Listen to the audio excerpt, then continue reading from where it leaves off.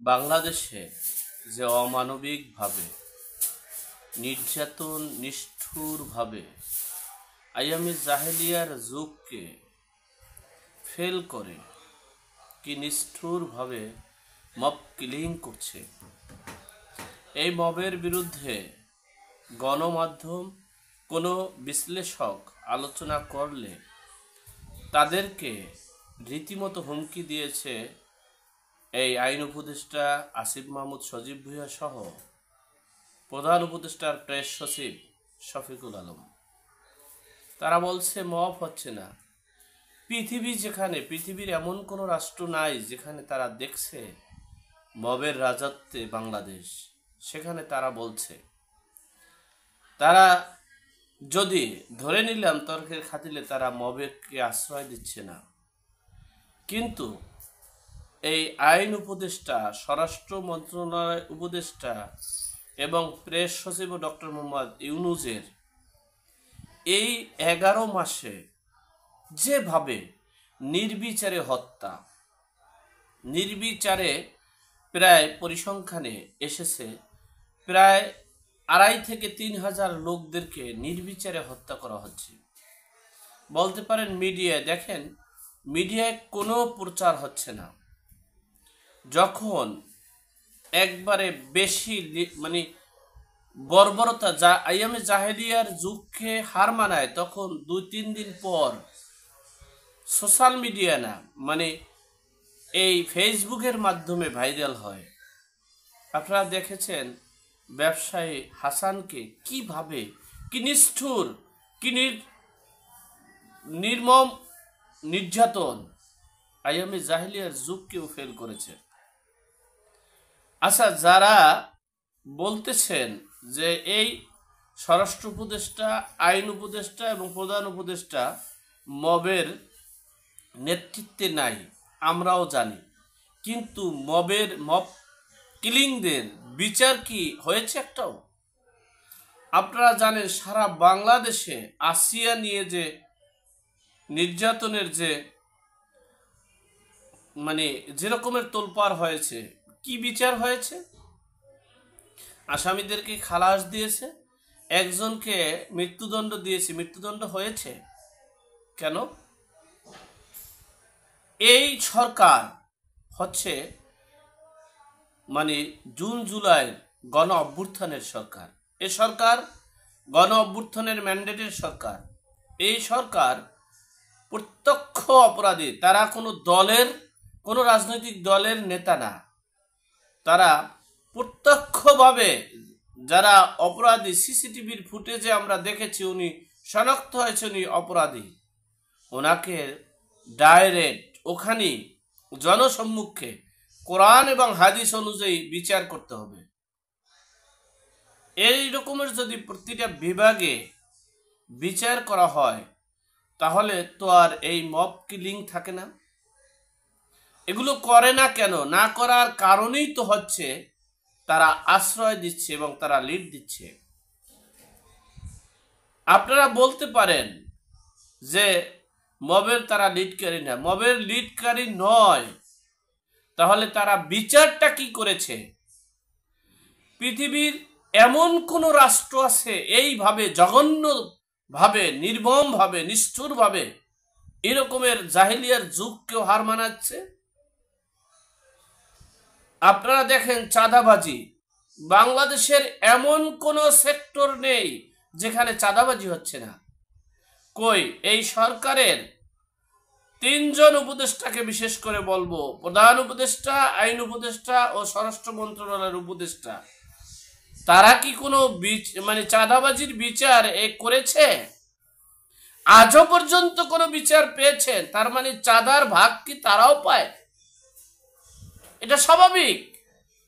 আপনি যদি কোনো অপরাধীর বিচার করতে পারেন কিন্তু করেন না, আপনি যদি কোনো অপরাধীকে অপরাধী না বলেন, তাহলে আপনি কে? আপনি কার উদ্দেশ্য হাসিল করতেছেন? কেনই বা উদ্দেশ্য হাসিল করছেন? এই দেশটাকে কোথায় নিয়ে যাচ্ছেন আপনারা?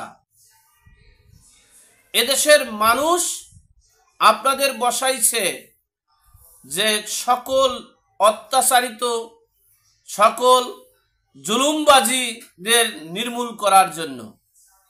আপনাদেরকে তো বলে নাই যে অত্যাচারিত জুলুমবাজিরা যারা কিলার, যারা সন্ত্রাস, তাদেরকে লিড দিতে, তাদেরকে সহযোগিতা করতে। এটার জন্য তো আপনাদেরকে বসানো হয়নি।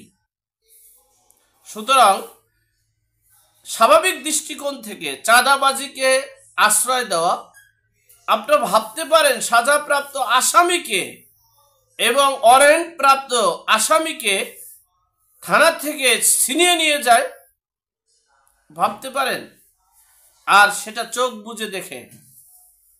আর বিএনপি বলছে এটা একটা বিচ্ছিন্ন ঘটনা। প্রতিটা দিন বিচ্ছিন্ন ঘটনা ঘটছে, প্রতিটা দিন মিডিয়ায় আসে না, এক সপ্তাহ পর আসে, 5 দিন পর আসে, 7 দিন পর আসে, বিদেই বোঝা যাচ্ছে না।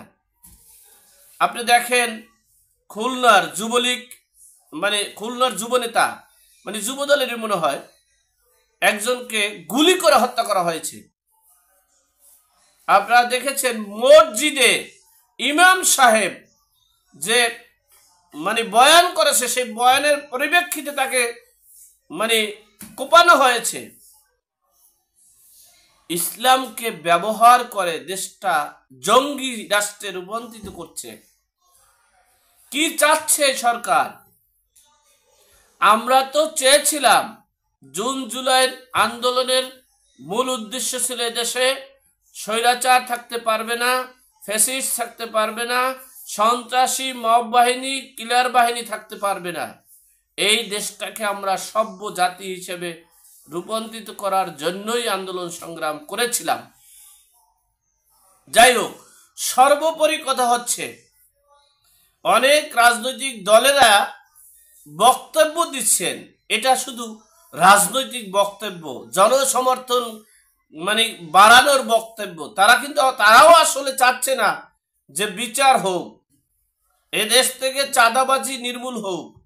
তারাও চাচ্ছে না এ দেশ থেকে মব বাহিনী, কিলার বাহিনী, মব কিলিং, মব জাস্টিস, চাঁদাবাজি, লুটপাট, নৈরাজ্য, ধর্ষণকারী বিলুপ্ত হোক। তারা চাচ্ছে এটাকে পুঁজি করে জনসমর্থনের মানে জনগণের ম্যান্ডেটকে নিয়ে প্রতারিত তারা আরো বড় ধরনের কিছু করার জন্য চাচ্ছে। কেন তারা এটার বিচার বাস্তবায়ন করতে চাচ্ছে না? তারা ইসলামী রাষ্ট্র চাচ্ছে, ইসলামী দলকে ক্ষমতায় নিতে চাচ্ছে, কিন্তু প্রত্যক্ষ খুনিদের বিচার কেন তারা বাস্তবায়ন চাচ্ছে না? বিচার চাচ্ছে কিন্তু বাস্তবায়ন চাচ্ছে না। কি তাদের উদ্দেশ্য?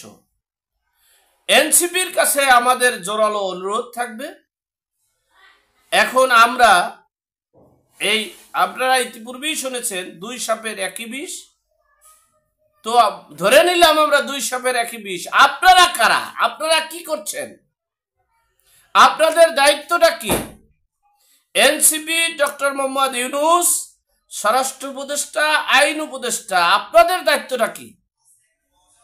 আপনাদের দায়িত্ব তো ছিল এ দেশের থেকে কিলিং, মব জাস্টিস, তৌহিদি মব কিলিংরা এবং চাঁদাবাজি, লুটপাটকারী, দখলবাজি, সন্ত্রাসী এবং জঙ্গি ও নির্যাতন ধর্ষণকারীদের বিচার করা, দেশটাকে দুর্নীতিমুক্ত বাংলাদেশ গড়া, দেশটাকে সন্ত্রাস, জঙ্গি, লুটপাট, নৈরাজ্য, কিলার বাহিনী এবং ধর্ষণ বাহিনীদের হাত থেকে, কবল থেকে রক্ষা করা।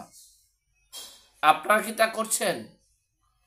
আপনারা সেটাকে করতে দিয়ে পুঁজি করে আপনারা সভা সমাজে বক্তব্য দেওয়ার পুঁজি মানে কালেকশন করছেন।